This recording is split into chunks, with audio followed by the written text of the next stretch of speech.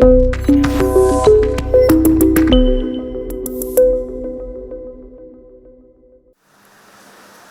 afternoon.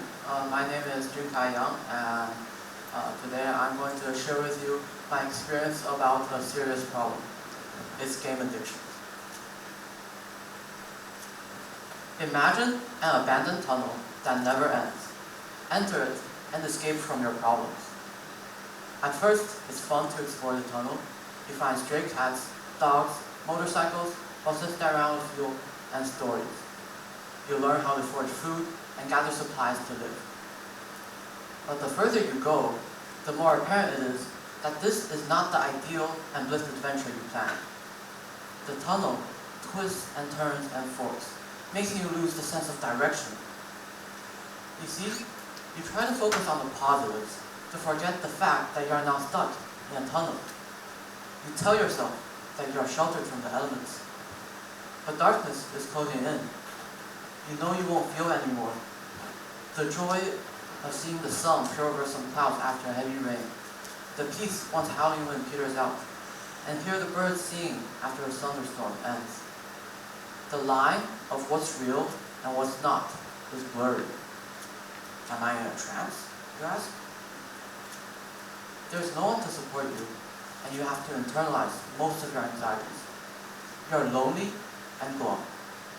Welcome to the world of addiction.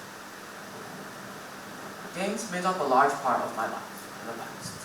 But as I grew up, they became an impediment to me handing in homework on time and doing the things that mattered. I had to deal with my game addiction. The first game that I played for a very long time is Cave Game. It has a blocky world and lumpy characters. The animals, plants, the structures, and process of creation seemed so comical, whereas fantastic, that I fell in love with it immediately. After I played the game for 2 years, I acquired a complete understanding of the game mechanics. After 3 years, I started to play the game more regularly with my friend and have fun. But as I went through my 5th year with Cave Game, I did not feel joy. It's the start of 2021. I was halfway through my 8th grade, but I still clocked in a considerable amount of hours to make endgame progression.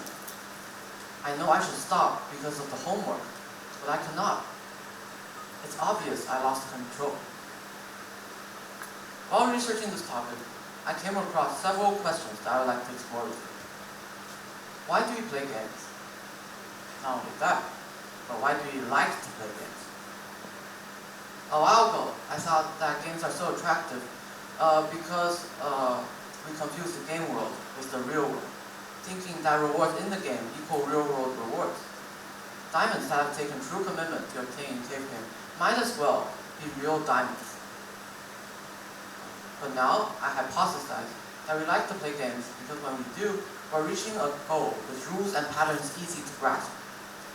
In Cave Game, the process to find diamonds, though arduous, is very basic. One only needs to mine rocks in a straight line with a certain tool. A video game offers a rest that delays the real-life pain and complexities we don't want to face. That is the reason gaming is a common phenomenon. In fact, as of 2020, there are an estimated 2.7 billion gamers on Earth, a number that has since increased, especially due to the COVID-19 pandemic. In the United States, 21% of these people are under 18 years old. 38% are between 18 years old and 34 years old. And 41% are above 34. What I found is that games aren't terrible when the players don't think about it all day.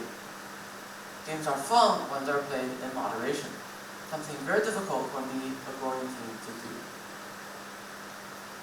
So how did my brain get hooked and get me locked in the grasp of a video game? Well, a research paper published on the National Institute for Biotechnology Information tells us that dopamine D2 receptors decrease and dopamine signaling lessens in addiction.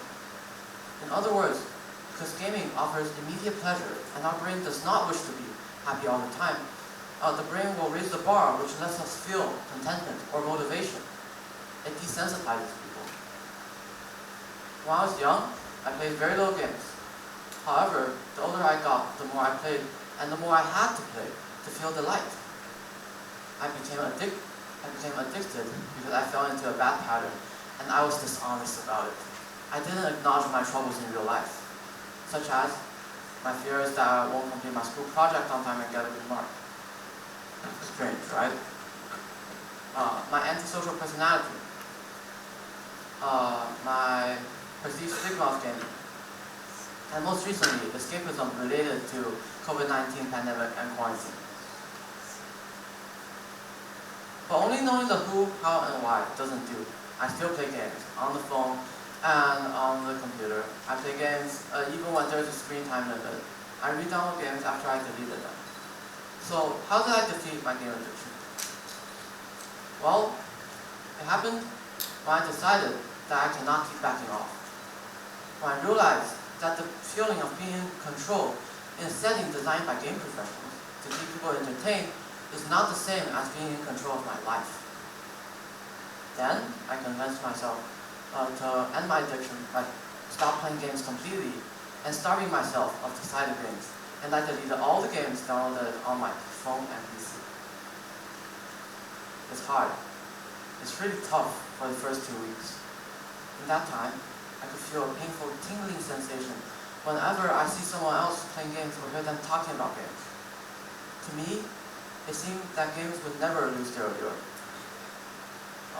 My brain went, I want to play the game. I pushed the thought away. I want to play games. I pushed the thought away. I compensated for my feeling of loss and emptiness by practicing piano, something I like to do. Additionally, I teamed up with my best friend, and we promised each other to always refrain from gaming. An alliance can be powerful. Knowing that someone else is doing exactly what I am doing enforces my bastion of defense. During those weeks, I made myself busy. I found out that by being busy, I cannot find the time to play or think about games.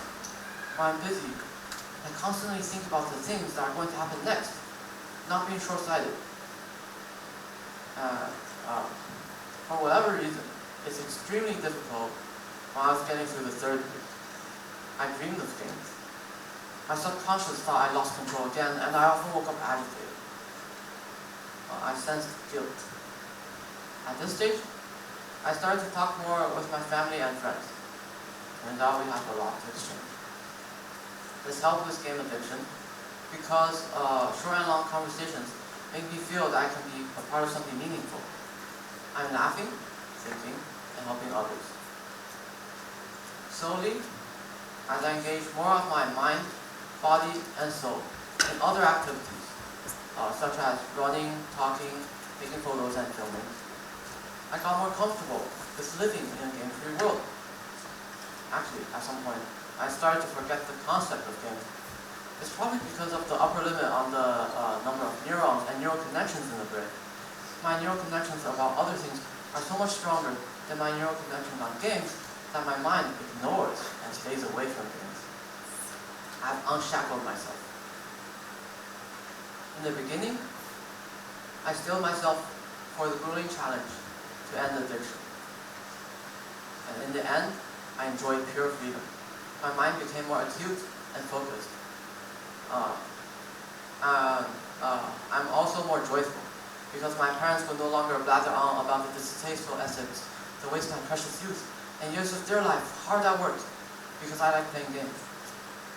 And I'm much more prepared for the demanding activities expected of high school and university life.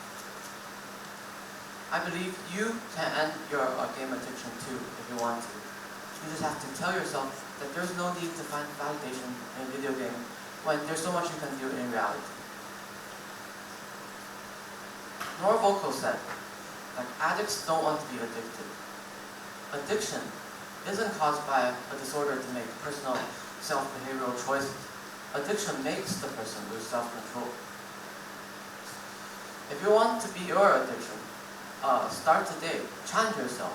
Be honest and find something else to do. Anyone can get rid of their addiction. Not only on games. You just have to find the right way to do it.